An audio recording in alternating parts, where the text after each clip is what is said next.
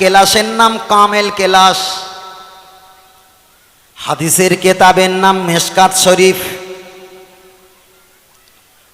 আল্লাহ নবীর একটা সাহাবা হাসান বিন সাবিত নবীর নামে প্রশংসা করে মসজিদে নববীতে দাঁড়িয়ে দাঁড়িয়ে। আল্লাহ নবী হাসান বিন সাবিতকে বলেছিলেন, হাসান বিন সাবিত রে, তুমি আমার নামে কবিতা আবৃত্তি নজম করো, আর তোমার সুরে মধুমাখা কণ্ঠে আমি রসুল খুশি হয়ে যাই।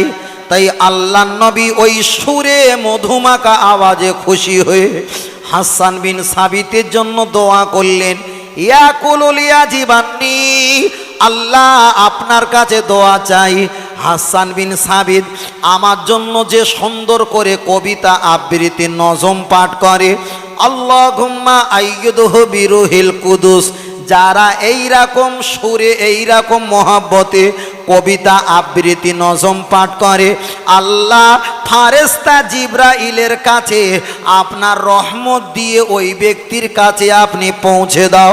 জোরে বলেন। রসুল দোয়া করেছেন, যিনি রসুলের নামে নাত পড়েছে, শান পড়েছে, রসুল তার জন্য রহমতের দোয়ার জন্য, রহমত পাওয়ার জন্য দোয়া করেছেন। মাশাআল্লাহ মাশাআল্লাহ। আল্লাহ নবী যখন দুনিয়াতে এসেছিলেন ছোট, ওই জামানার ইহুদি মহিলারা আল্লাহ নবীকে কোলে করে নিয়ে সুন্দর করে সুর করে তারা আরবিতে নজম কবিতা আবৃত্তি করতেন। শুধু এখানে শেষ নয়, আব্দুল মুত্তালিব দেখা যায় কাবা শরীফের মতোয়াল্লি।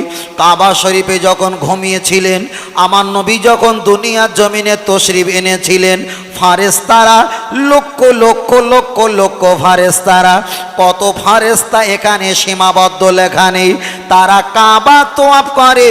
আর আমার নবী পাকের নামের কলেমা শরীফ জিকিরটা তারা মধুমাখা কণ্ঠে পড়ে আর কাবা শরীফটা তোয়াফ করে। পৃথিবীর কেউ সাক্ষ্য দেয়নি। আব্দুল মুত্তালিব বলেছিলেন, আমার বৌমা, আমি কাবা চত্বরে ঘুমিয়েছিলাম, আর একটা দেখা যায় ঘুমিয়ে থাকার বিনিময় আর কাবা শরীফে চতুর্দিকে যেন ফারেস্তারা কি মধুর কণ্ঠে, কি মধুর কণ্ঠে বারবার আমার এই বাচ্চাটার নামটা বলে আর দরুদ সালাম পড়ে। এর দ্বারায় বুঝতে পেরেছি, আমি আপনাকে বোঝাতে চেয়েছি, সুর দিয়ে নাত পড়েছিল হাসান বিন সাবিত, তার জন্য রসুল দোয়া করেছিলেন।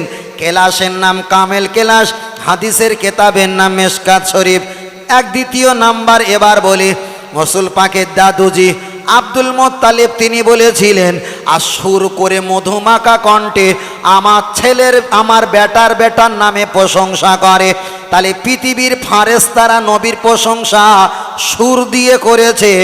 আর এমনকি নবীর সাহাবারা নবীর নামে দরুদ সালাম কবিতা আবৃত্তি তারাও সুর দিয়ে পড়েছে।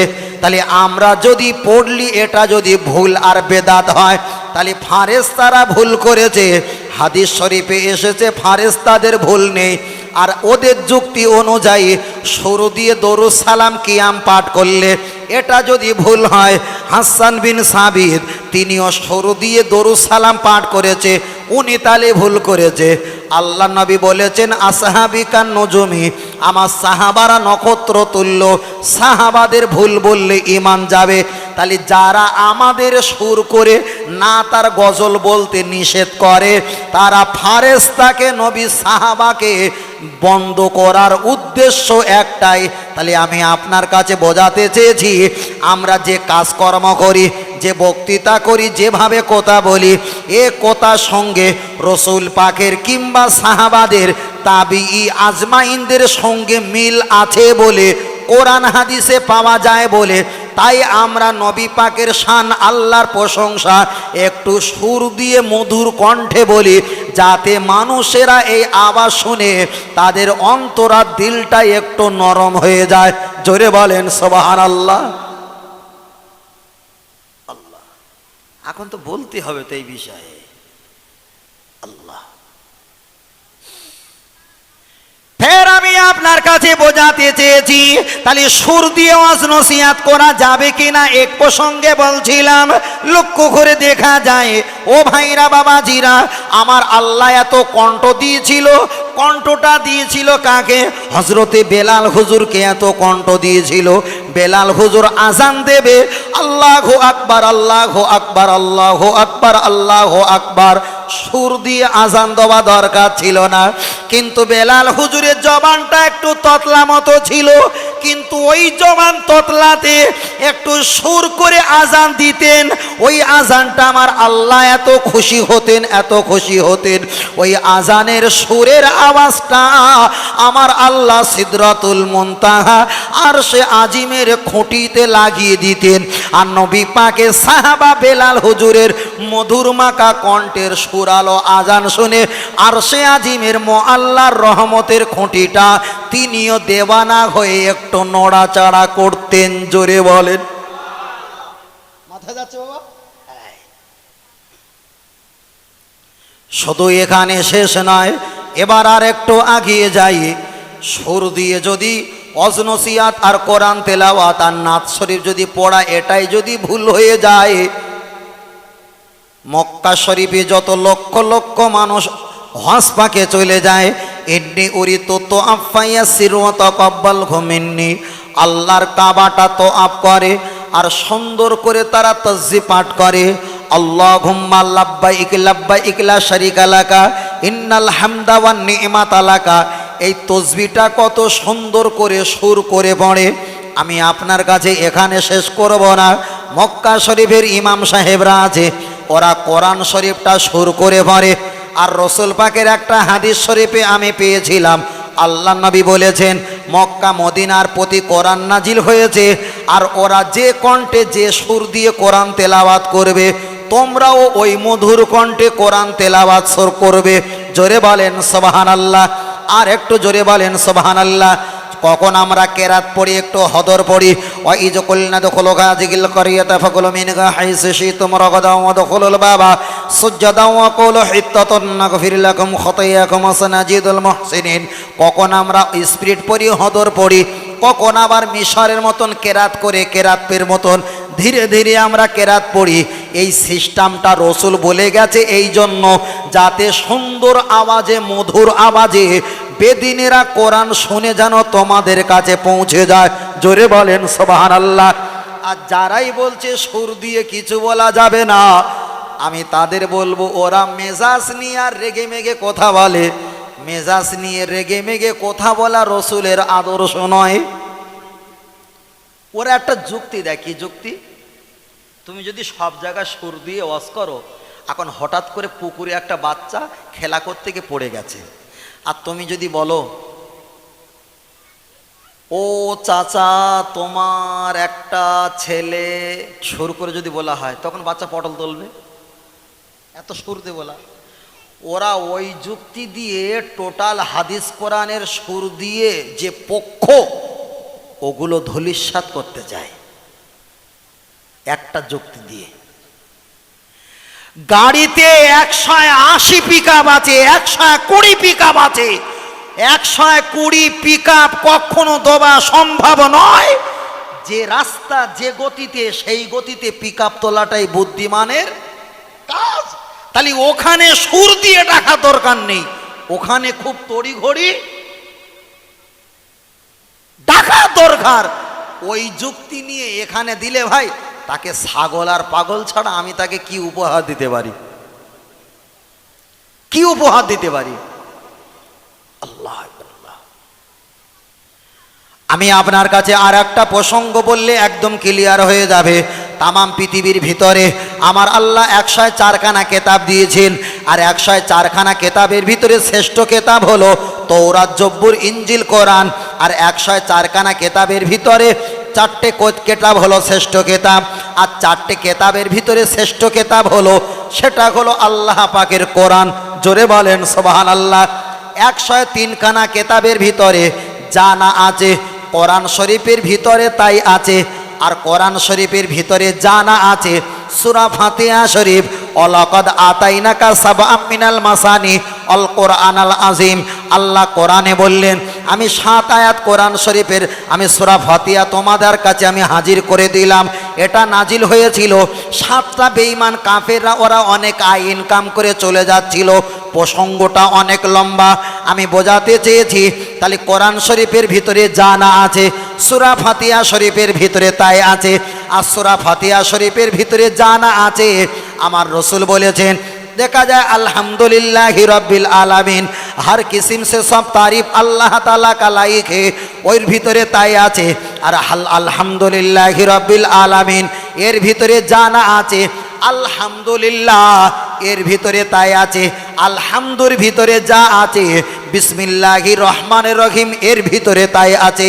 বিসমিল্লাহির রহমানির রহিম, বেসিনজের বিস, মিম লামজের মিল, লাম খড়া যাবার লা, হে রজের হির, র হে যাবার র, মিম খড়া যাবার মা, নুন রজের নির, র যাবার র, हैयाजर ही बिस्मिल्लाहिर रहमानिर रहीम। अल्लाह के नाम से शुरू करता हो जो बड़ा मेहरबान निहत रहम वाला है। ताहले टोटाल 104 खाना किताबेर भितरे जा आछे बिस्मिल्लाहिर रहमानिर रहीमेर भितरे ताई आछे। और बिस्मिल्लाहिर रहमानिर रहीमेर भितरे जाना आछे बिस्मिल्लाहर भितरे ताई आछे। बिस्मिल्लाहर भितरे जाना आछे बेसिंजेर बीस एटा थेके शुरू हय। और शत लास्टे सूरार नाम की सूरतुन नास। और शत आयातेर नाम की मिनाल जिन्नाति वान नास। ताहले लास्टे एसेছে সিন, প্রথমে এসেছে বিসমিল্লাহ, ওখানে এসেছে বে। আবার লাস্টে সিন, বের কাছে দোবা আছে বিসমিল্লাহ, মানে বে আর সিন। আমার নবী বোঝাতে চেয়েছে বাসকার মানে বন্ধ, কার মানে করো, বাসকার মানে বন্ধ করো। আমার রসুল বোঝাতে চেয়েছে বাস বাস বাস মানে আমার উম্মাতে মুহাম্মাদির জন্য কোরআন যথেষ্ট। জোরে বলেন, আর একটু জোরে বলেন, আর একটু জোরে বলেন। তাহলে আমার আল্লাহ কোরআন শরীফ দান করেছেন, আমাদের প্রতি দিয়েছে, আমার আল্লাহ খুব খুশি হয়ে দিয়েছে। ওই কোরআন শরীফ যখন আমাদের কাছে আমার আল্লাহ দিয়েছে এই রকম একটা কেতাব, এই কেতাবটার নাম হলো তৌরাত শরীফ। ওই তৌরাত শরীফ নবী দাউদ আলাইহিস সালামকে আমার আল্লাহ দান করেছেন। ও আমার বাপজিরা, আমার ওয়াজটা প্রথম থেকে খুব ঠান্ডা বেরেনে না শুনলে আপনি বুঝতে পারবেন না। কেন আমি বক্তৃতা করছি, আমার বক্তৃতা আপনাদের প্যান্ডেলে সীমাবদ্ধ নয়। আমার বক্তৃতা লক্ষ লক্ষ মানুষ যখন শ্রবণ করবে অবশ্যই আমার বক্তৃতা আপনার কাছে সুন্দর করে বলা লাগবে। আমি আপনাকে বোঝাতে চেয়েছি আমার আল্লাহ কোরআন শরীফে দিয়েছে। আর কোরআন শরীফের চাইতে ছোট একটা কেতাব, সেটা হলো দাউদ শরীফ। নবী দাউদ আলাইহিস সালাম, জব্বুর শরীফ। দেখা যায় নবী দাউদ আলাইহিস সালামকে আল্লাহ দিয়েছে। নবী দাউদ আলাইহিস সালাম ওই জব্বুর শরীফটা নিয়ে উনি রেগে মেগে পড়তেন না সুর করে পড়তেন? আগের রস খেয়াল আছে? উনি রেগে রেগে পড়তেন না সুর করে পড়তেন? সুর করে। ইমাম সাহেব হুজুর বলছিল না, ওই কথাটাই বলছিল। আমাদের ওয়াজনা ভাই মুখস্থ করার সময় থাকে না। কোনো আলেম ওলামা বক্তৃতা করলে ওই বক্তৃতা একটু হালকা করে কানে নেওয়া হয়, নিয়ে ওখান থেকে শুরু করে কিছু বক্তৃতা করা হয়। অজ মুখস্থ করে অজ করবে তাহলে হয়েছে। আল্লাহ, আমার আল্লাহ কোরআন শরীফের চাইতে ছোট একটা কেতাব দিয়েছেন। নবী আদম আলাইহিস, দেখা যায় নবী দাউদ আলাইহিস সালামকে, ও ভাইরা বাবাজিরা, নবী দাউদ আলাইহিস সালামকে জব্বুর দিয়েছে। আমরা হাদিস শরীফে পেয়েছি নবী দাউদ আলাইহিস সালামের কণ্ঠ কণ্ঠ গলার আওয়াজ 40 রকমের সুরের আওয়াজ ছিল। জোরে বলে, আরেকটু জোরে। আমার আল্লাহ নবী দাউদ আলাইহিস সালামের গলার কণ্ঠ এত সুন্দর দিয়েছিলেন। আমরা হাদিস শরীফে পড়েছি নবী দাউদ আলাইহিস সালামের গলার আওয়াজে সুর 40 রকমের কণ্ঠের আওয়াজ ছিল। আমাদের পৃথিবীতে যত শিল্পী আছে, যত গায়ক আছে, এদের আওয়াজ আমি ধরে নিলাম 10 রকম, 5 রকম, 3 রকম। কিন্তু পৃথিবীর একজন শ্রেষ্ঠ একজন একটা নবী, নবী দাউদ আলাইহিস সালাম, তাল গোলাল কণ্ঠ আমার আল্লাহ 40 রকমের পৃথক আলাদা আলাদা করে দিয়েছে। এটাই বোঝাতে চেয়েছি। উনি যখন জব্বুর শরীফটা নিয়ে ওই নদীর কাছে বসে বসে যখন তেলাওয়াত করতেন, 40 রকমের আওয়াজ দিয়ে যখন তেলাওয়াত করতেন, তার ভিতরে একটা আওয়াজ প্রাণীদের ভালো লাগতো, ওরা আটকে যেত। জোরে বলেন, আর একটা সুর ভালো লাগতো পাখিদের, তারা আটকে যেত। আর একটা সুর গাছেদের ভালো লাগতো, তারা হেলতো না দুলতো না, খামোশ হয়ে চুপ করে শ্রবণ করত। আবার আর এক কণ্ঠ দিয়ে যখন জব্বুর শরীফ পাঠ করতেন, সমুদ্রে মাছদের মনে প্রাণে লেগে যেত। ওরা চলাফেরা খাদ্য পানি বন্ধ করে দিয়ে নবী দাউদের জব্বুর শরীফ শোনার জন্য ওরাও মুখটা হেলিয়ে থাকতো। জোরে বলেন সুবহানাল্লাহ। তাহলে যেখানে যেখানে যে সুরের প্রয়োজন, নবী দাউদ আলাইহিস সালাম সেই সুর ব্যবহার করেছে।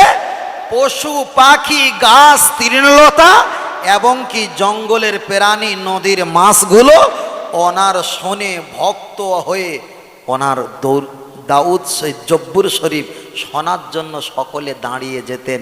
আমি বোঝাতে চেয়েছি, উনি যদি বলতেন রেগে মেগে, পশুগুলো পালাতো না? পালাতো না? মাছগুলো একটু ঘা পেলে তো পালাতো, মাছগুলো পালাতো। আর পাখিগুলো তো একটু পার আওয়াজ পেলে পালিয়ে যায়, ওরাও পালিয়ে যেত। এখানে ওই হিকমা শব্দের অর্থ এটাই বোঝাবে, তুমি এমন ভঙ্গিমা এমন পাঁচম ভঙ্গি দিয়ে তুমি তেলাওয়াত করো যাতে তোমার তেলাওয়াত শুনে গাঁয়ের কওমরা যেন মুগ্ধ হয়ে যায়। ওই জন্য পৃথিবীর মানুষের ধর্মের আওয়াজ আর আমাদের ইসলাম ধর্মে আজানের আওয়াজ ইহুদি খ্রিস্টানরাও প্রশংসা করে। জোরে বলেন সুবহানাল্লাহ। আর যদি তো আজান দেবার সুর দিয়ে যদি আল্লাহর নাম আর নবীর নাম যদি ডাকা না যায়, ওরা যদি বলে আল্লাহু আকবার আল্লাহু আকবার আল্লাহু আকবার আল্লাহু আকবার, লোক ঠাট্টা করবে না? কত বড় আস্ত গাধা আর পশু না হলে ফতোয়া দেয় না যে সুর দিয়ে অজনসিয়াত গজল আবৃত্তি কবিতা নজম পড়া যাবে না। এক আধ কলকে গাঁজা খায়নি, 2-4 হাজার কলকে। আমি এতগুলো দলিল দিচ্ছি কোরআন থেকে আর হাদিস শরীফ থেকে যে সুর দিয়ে করা যাবে কিনা, করা যাবে কিনা। বাংলাদেশে একজন আজান দিতে না, সে মানুষটা এখন বিরুদ্ধ হয়ে গেছে, এখনো বেঁচে আছে, এখনো বেঁচে আছে। আজান দিত, কত সুন্দর আজান, ঢাকার আজান আমরা শুনতাম ছোটবেলায়। সে মানুষটা বিরুদ্ধ হয়ে গেছে, মাঝে মাঝে সোশ্যাল মিডিয়ায় দেখা যায়, এখনও তিনি বেঁচে আছে আমার ধারণা। কত সুন্দর আজান দিত। একটা গান বলবে, খুব স্পিরিট, শ্রোতারা বলবে বাচ্চাদেরকে ঠেকান না একটু করে, ওখান থেকে নামিয়ে দেন। একটা গান কেউ যদি স্পিরিট বলে ভালো লাগবে না, কেউ যদি ধীরে ধীরে বলে তাও ভালো লাগবে না। যদি প্রয়োজন মাফিক বলে একটা জায়গায় আসলে আসতে পারে, কিন্তু কোরআন শরীফ স্পিরিট পড়লে ভালো লাগে, ধীরে ধীরে পড়লেও ভালো লাগে। যেমন ইমাম সাহেব হুজুররা আমাদের মসজিদে নামাজ পড়ায় কেমন, আলহামদুলিল্লাহি রাব্বিল আলামিন আর রহমানির রহিম মালিকি ইয়াউমিদ্দিন ইয়্যাকা না'বুদু ওয়া ইয়্যাকা নাস্তাঈন। শুনতে ভালো লাগে না? লাগে না? লাগে। ইমাম সাহেব হুজুর দেখলো যে আজকের নামাজের রক্তটা একটু সময় চলে গেছে, তার নিজের অধীনে সে কেরাত পড়বে, কে বলে দিলে হবে না। সে তখন নিজের সময়টা রাখার জন্য, সকলের সুবিধার জন্য কেরাত পড়লে একটু তাড়াতাড়ি, আলহামদুলিল্লাহি রাব্বিল আলামিন আর রহমানির রহিম মালিকি ইয়াউমিদ্দিন, যেভাবে পড়বে সেভাবে শুনতে ভালো লাগে না? লাগে না? একটা গান 5 বার 7 বার শোনার পর ছেলেরা বলবে ভালো লাগে না। কোরআন শরীফে সূরা ফাতিহা ইমাম হুজুরাদের নামাজ পড়ায়, কোনো মুসল্লি পিছন থেকে বলেছে ইমাম সাহেব ভাই সূরা ফাতিহা ক বছর পড়বা, এরকম কিছু বলেছে? বলিনি। ওয়াইদা কুরিয়াল কোরআন ফাস্তামিলহু ওয়া আনসিতু লাআল্লাকুম তুরহামুন, যত কোরআন শুনবে তত আল্লাহর রহমত জারি হবে। বলুন সুবহানাল্লাহ। আরেকটু জোরে বলেন। আল্লাহ নবী বলেছে মান করা আল কোরআন হারফান ফালাহু আশরু হাসানা, আর এক একটা করে কোরআনের অক্ষর পাঠ করলে আশারাতুন হাসানা, 10টা করে আমার আল্লাহ নেকি দান করেন। বল সুবহানাল্লাহ। হ্যাঁ, আমরা ওয়াজ করি তো, তাই ওদের রাগ হয়, ওয়াজ বন্ধ করার জন্য সুর দিয়ে ওয়াজ করা যাবে না এই ফতোয়া লাগাচ্ছে। ওর বিরুদ্ধে আমি করা দেবো, একটু সময় নেই, খুব ব্যস্ত তো দেবো। যারা বাংলাদেশে বলেছিল, ওই ছেলেরা কি নাম বলছিলেন বলে দেন, ওই কাজী ইব্রাহিম, মুফতি কাজী, আহলে হাদিসের বড় সেক্রেটারি, উনি বলেছে আমি স্বপ্নে করোনা ভাইরাসের সঙ্গে কথা বলেছি। বলে তাকে ধর্ষণ করছিল একটা মুসলিম মেয়েকে, ঠোঁট সেলাই করেছে, ওর মুখ থেকে লালা এটা সেটা হেন তেন আজগবি গাঁজাখড়ি গল্প দিয়েছে। দেওয়ার পরে বললো আমরা পুলিশকে মেরে দিয়েছি, দারোয়ানকে মেরে দিয়েছি, তারপরে আমরা চলে এসেছি, বাংলাদেশে করোনা ভাইরাস আসবে না, তোমরা চিন্তা করো না। কথা বুঝে এসছে ভাই? উনি আর একদিন বলেছিল আমি স্বপ্নযোগে দেখেছি আমার দার্জালের সঙ্গে দিদার হয়েছে। নাউজুবিল্লাহ, আমি মিথ্যা কথা বলছি না, ইন্টারনেট তার প্রমাণ। উনি বলেছে দার্জালের সঙ্গে আমার দিদার হয়েছে। আচ্ছা, যে দার্জালের দেখে সে কত ভালো মানুষ, বুঝতে পারছেন তো?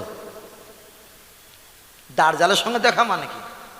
খুব ভালো, বড্ড একটা ভালো না, বড্ড একটা ভালো না। আল্লাহু আকবার, আল্লাহ।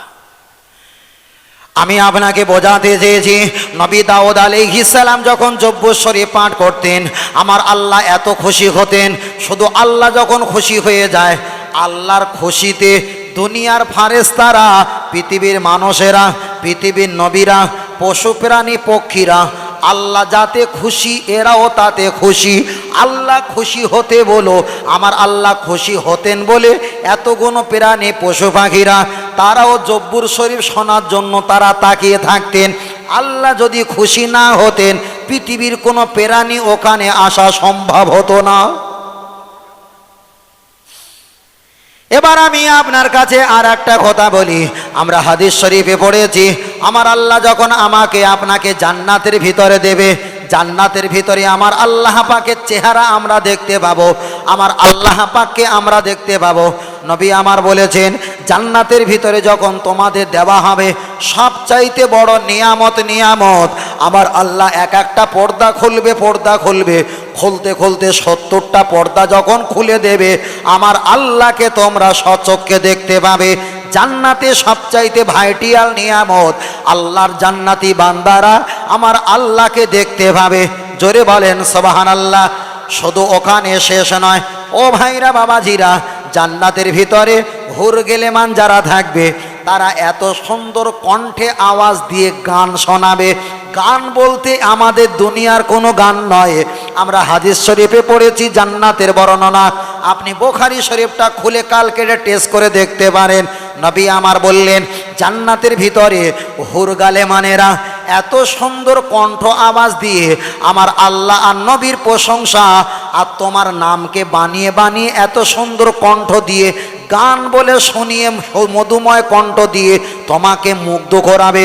তাহলে সুর দিয়ে ওয়াজ নসিহাত করলে, সুর দিয়ে গজল আবৃত্তি করলে, সুর দিয়ে আল্লাহ এবং নবীর প্রশংসা করলে, এটা যদি হারাম হয় তাহলে হারাম কাজ কি জান্নাতে হলে হতে পারে?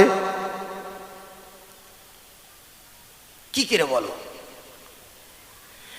জান্নাতের ভিতরে আমার আল্লাহ বলবে, নবী দাউদ রে, তোমার এত সুন্দর আমি কণ্ঠ আওয়াজ দিয়েছিলাম, একটা বার জান্নাতের ভিতরে তুমি এবার আমি আল্লাহ আমার প্রশংসা গান বলা শুরু করে দাও। নবী দাউদ আলাইহিস সালাম যখন নিঃশ্বাসটা টেনে বলতে যাবে, আমরা আতাবুল মাসাজিদ কিতাবে পড়েছিলাম, আমার আল্লাহ বলবেন, নবী দাউদ রে, তোমায় আমি এত কণ্ঠ দিয়েছিলাম, তোমার কণ্ঠের আওয়াজে পশু পাখি প্রাণী তরলতা গুলো এরা দেবানা পাগল হয়ে গেছে, কিন্তু আমি আল্লাহ আমার দিনকে মানুষের কাছে পৌঁছাতে গিয়ে তোমার শরীর থেকে এক ফোঁটা রক্ত কিন্তু বাইর হয়নি। নবী দাউদ, তুমি দম টেনেছো বলার জন্য দমটা বন্ধ করে দাও। আমার রসুলকে বললেন, আমার পিয়ারা হাবিব, আমি আল্লাহ আমার প্রশংসায় তুমি একটু জান্নাতীবাসীকে গান শুনিয়ে দাও। আমার রসুল পাক মধুমাকার কণ্ঠে, ও ভাইরা বাবাজিরা, লক্ষ্য করে দেখা যায় আমার রসুল এত সুন্দর কণ্ঠে, আমার রসুল যখন প্রশংসায় আবৃত্তি শোনাবে, তামাম পৃথিবীর যত ফারে দেখা যায় আল্লাহর বান্দা বান্দিরা, নবী আম্বিয়ারা জান্নাতের ভিতরে আমার রসুলের কণ্ঠ মধুমাকা আওয়াজ শুনে তারা পাগল পারা হয়ে যাবে, আমার রসুলের প্রতি মহাব্বত তাদের আরো তৈরি হয়ে যাবে।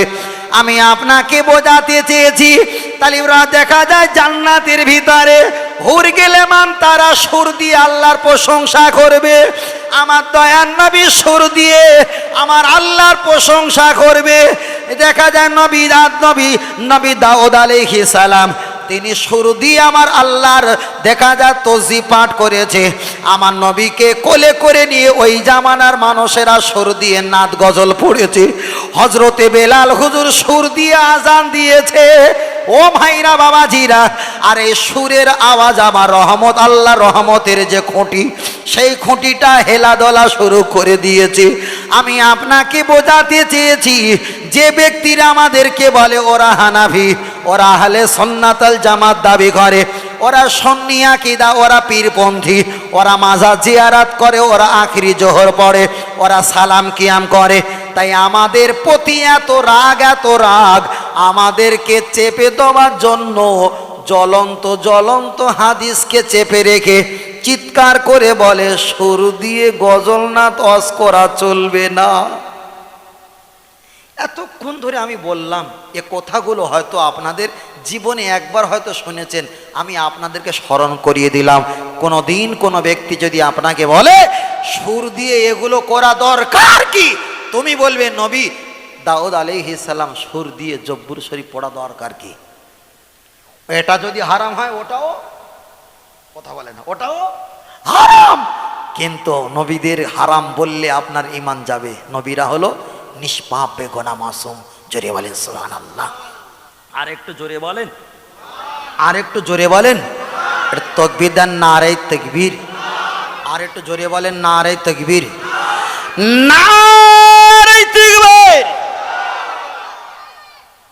সুর দিয়ে কোরআন তেলাওয়াত করতে হবে বলে ইয়ালিন, ইয়া মাদ্দা, মদ্দে মুনতাসিল, মদ্দে লাজিম, মিম মুশাদ্দাদ, নুন মুশাদ্দাদ, হুরুফে মাদ্দা, আলিফ মাদ্দা দোবা আছে। কত মজা হয়নি? এই চাঁদ পেনাটা থাকে না, কোরআন শরীফ দেখেছেন? যারা পড়তে পারেন দেখেছে চাঁদ পেনা, ওখানে দোবা আছে যে সিনের উপর থাকে কি এরকম হবে।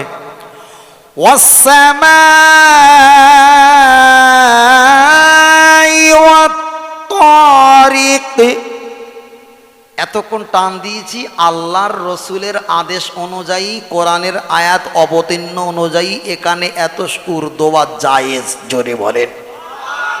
তুমি যদি বলো না জায়েজ, তাহলে আমি তোমাকে কি বলো, ভাষা খুঁজে পাচ্ছি না, মাথা যায়নি, ভাষা খুঁজে পাচ্ছি না। আল্লাহ ইয়া আইয়ুহাল ইনসানু মা গররাকা বিরাব্বিকাল কারীম।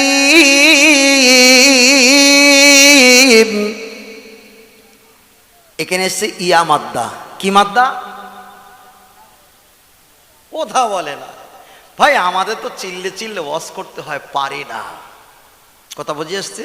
আমার জীবনে আমি কেরাত পড়েছিলাম মাত্র 21 বার। 21 বারের ভিতরে 4 বার হেরে গিয়েছিলাম। কবার?